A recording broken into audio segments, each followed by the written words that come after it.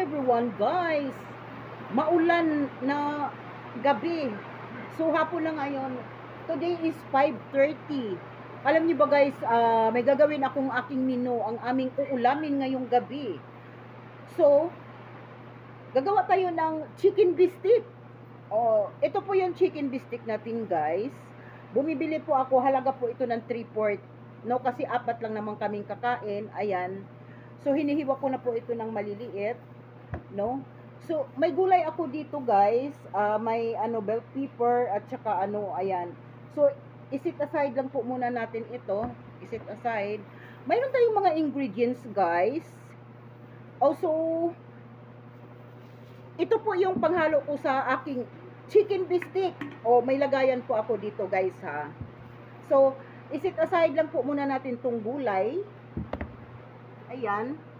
Kasi gagawa tayo, ibababad po natin ito ang ating chicken biscuit. Para naman ay malinamnam siya pag ating lulutuin. Ganito po ang ginagawa ko guys. Para malasa man lang siya. O, ito yung hinihiwa ko ng maliliit ha. Ayan. Ayan, isit aside. Mayroon akong tuyo dito. O, ihahalo na natin guys ha. Ito po yung ating mga ingredients sa chicken biscuit. Ayan. So, may kalamansi ako dito guys. So, kailangan talaga medyo marami-rami po yung kalamansi. So, juice na po ito. Ayan, o, inaano ko na yan. Ayan. Mayroon tayong asin. Ayan, para pantay po ang lasa. Kahit may tuyo na po.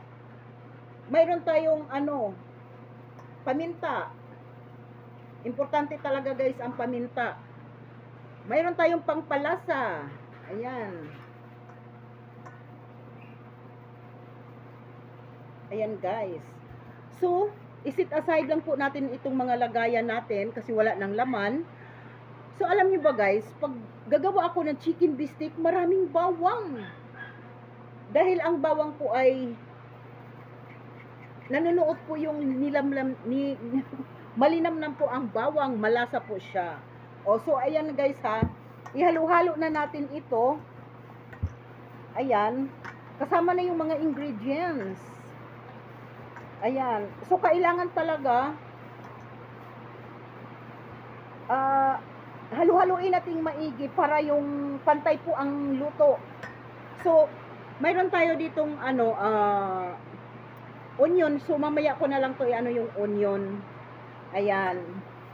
So, kailangan po talaga halo ng halo. O, ayan na guys, o. Hinahalo po natin ng maigi. Ayan.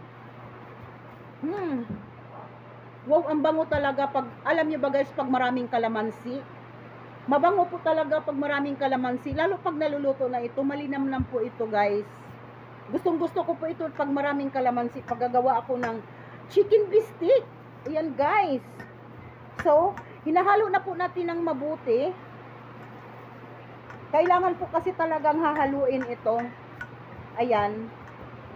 So, ilalagay na po natin to sa ref. Siguro mga 30 minutes or 1 hour kasi maaga pa naman. Ayan guys, no? So, ilalagay na po natin ito sa ref. Para man lang ay malinamnam ito, ibababad, ilalagay na to. So, hanggang dito na lang guys. Hanggang sa muli. Abangan nyo na lang yung finished product mamaya. Ang aming hapunan, chicken biscuit. Bye-bye!